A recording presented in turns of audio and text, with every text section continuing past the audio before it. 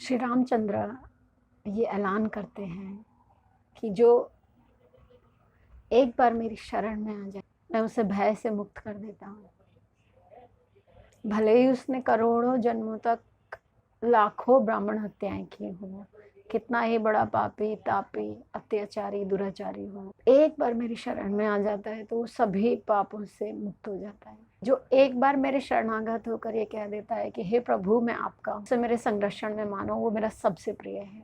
श्री रामचंद्र का ये वचन उनके भक्तों के लिए एक आश्वासन है कि जितना जल्दी हो सके श्री रामचंद्र के शरणागत हो जाएं, क्योंकि श्री रामचंद्र तो भक्तवत्सल हैं और भक्तों के शरणागत होते हुए उनकी रक्षा करने के लिए तत्पर हैं। तो इसी शरणागति का एक सबसे बड़ा उदाहरण जो श्री रामायण में हम पाते हैं वो है विभीषण जी। और विभीषण का जो चरित्र है वो सबसे बड़ा उदाहरण हमें शरणागति का मिलता है। कहाँ वो इतने बड़े लंकाधिपति के सोने की लंका में वास करते हैं, सभी सुविधाएं वहाँ हैं। बोला जाता है कि स्वर्ग से भी ज़्यादा सुंदर और सुविधा युक्त लंका नगरी हुआ करती थी।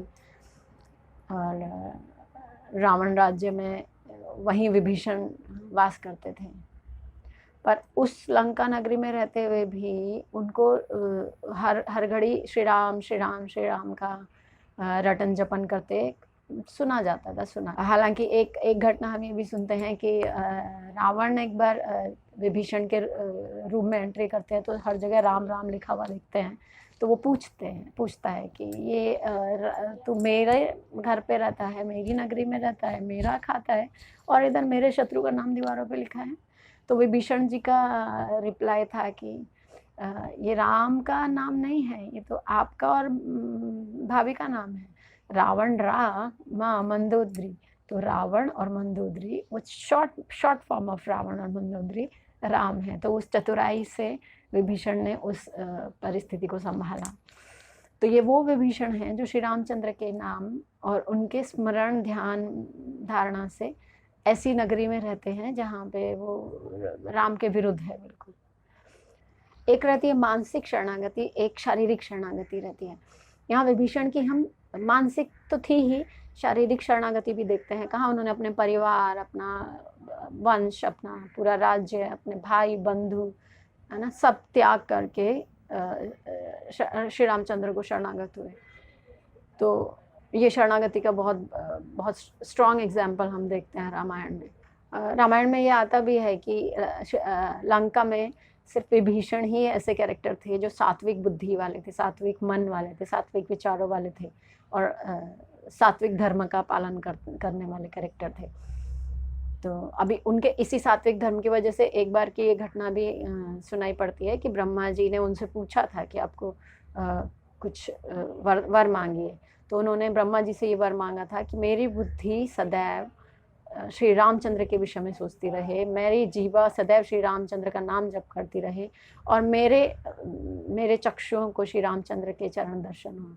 ये ब्रह्मा जी से उन्होंने ये वरदान मांगा था और ब्रह्मा जी ने ये उनकी इच्छा पूरी भी की थी। और उसी ब्रह्मा जी की दिए हुए वरदान की वजह से ही मैं भी उनको ऐसी परिस्थितियाँ मिली जिन परिस्थितियों में उनको अपना घर परिवार परित्याग करके श्री रामचंद्र के शरणागत होना पड़ा। अपना सांसारिक धर्म, भ्रातृ धर्म, पारिवारिक धर्म सबका परित्याग करके उन्होंने आध्यात्मिक धर्म का पालन किया। उस आध्यात्मिक धर्म के अंतर्गत वो श्री राम को शरणागत हुए।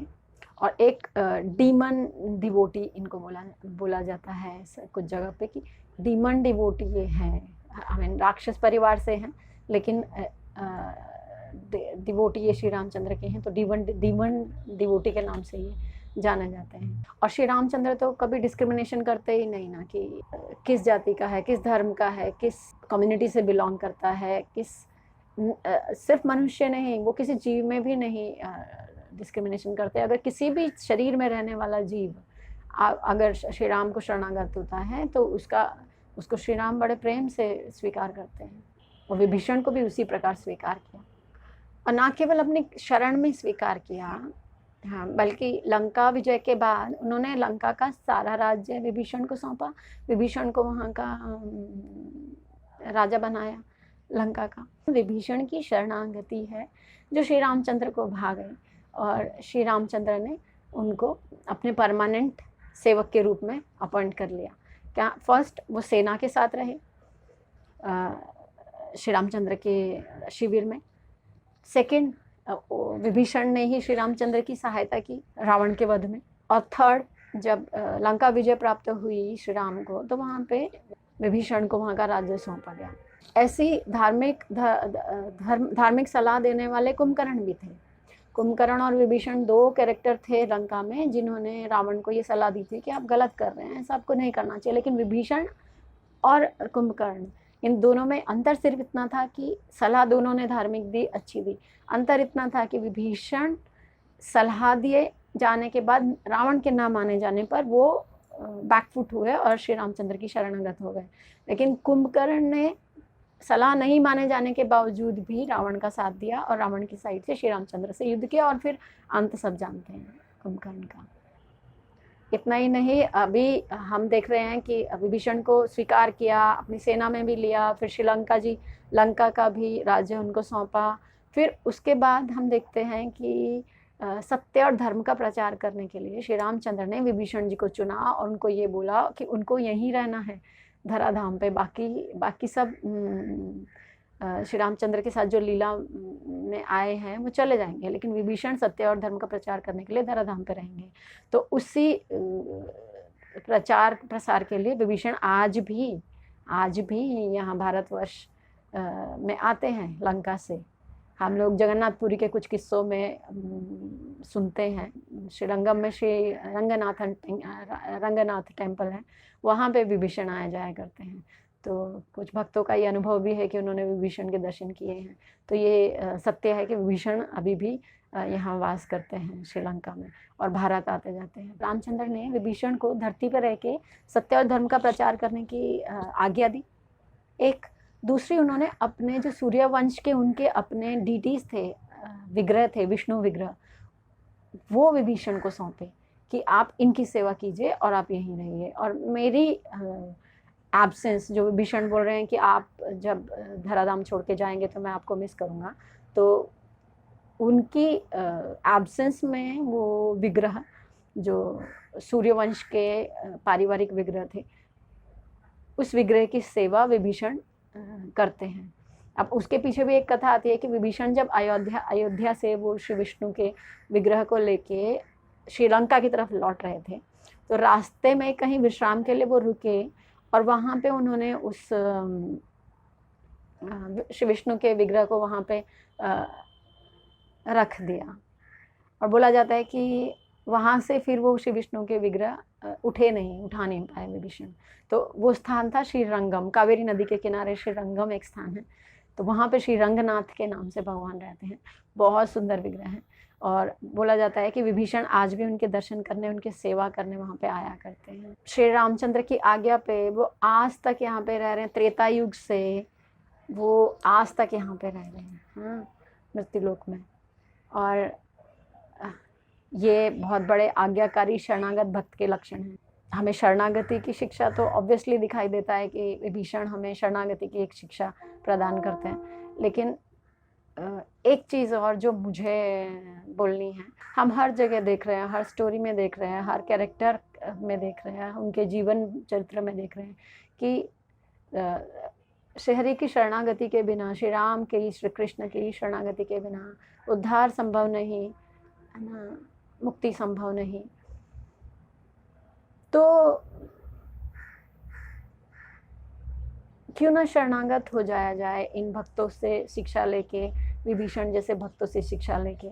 और क्यों उस घड़ी का इंतज़ार किया जाए कि संसार से जब लात पड़ेगी तो हम शरणागत होंगे। हालांकि ये ह्यूमन नेचर है, हमें सब कुछ सुख सुविधाएं मिलती रहती हैं, चारों तरफ प्यार मोहब्बत, खाना पीना पहनना सोना सब मिलता रहता है बहुत आराम से, तो हमें शरणागति का भाव आता ही नहीं। क्योंकि शरणागति तो किन चीज़ों के प्रति है, जो हमें सुख सुविधाएं दे रही हैं, उनके प्रति शरणागति है। शरणागति कब आती है? जब लात पड़ती है संसार से, परिवार से, या है ना आदि भौतिक, आदि दैविक, आदि आत्मिक क्लेश जीवन में आता है, तो फिर समझ में आता है कि शरणागत होना चाहिए। तो उन क्लेशों का इंतज़ार क्यों करना है कि एक समय आएगा जब क्लेश जीवन में आएंगे तो हम शरणागत हो जाएंगे, या उस वो बुढ़ापा आएगा, वो शरीर आएगा जिससे कुछ नहीं हो पाएगा, तब हम शरणागत हो जाएंगे।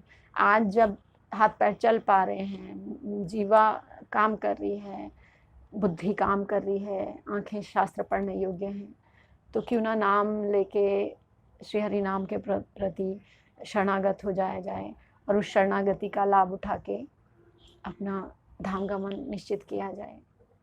क्यों इंतज़ार उस दिन का करना है जब चाहते हुए भी हम हरि नाम जप नहीं कर पाएंगे, क्योंकि बुद्धि पूरे जीवन की स्मृतियों से भरी हुई होगी और वो स्मृतियाँ हरि नाम करने नहीं देगी।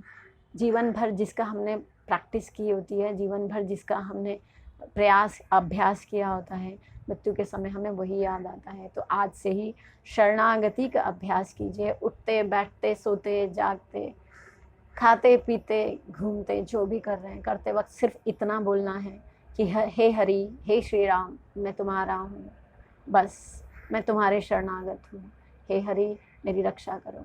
और जब हम विभीषण की घटना देखते हैं, विभीषण के जीवन का परिचय देखते हैं, तो हमें ये दिखाई दे ही रहा है कि सिर्फ एक बार विभीषण ने सिर्फ एक बार ये मन में सोचा कि मुझे श्री रामचंद्र के शरणागत होना है, जाना है। बस श्री रामचंद्र ने उनको आकर्षित कर लिया और सीधे श्री रामचंद्र के शिविर तक थे। तो और कुछ श्री राम को और कुछ चाहिए ही नहीं। सर्वधर्मान परित्यज्य मामेकं शरणं व्रज, अहम त्वाम सर्व पापेभ्यो मोक्षयिष्यामि मा शुचः। हम इस श्लोक में देखते हैं भगवद गीता में भी। सो आज की विभीषण से प्राप्त शिक्षा है शरणागति। आपको और मुझे सबको इस शरणागति का परिचय हो, हम सब शरणागति श्री हरि के चरण कमलों में प्राप्त करें।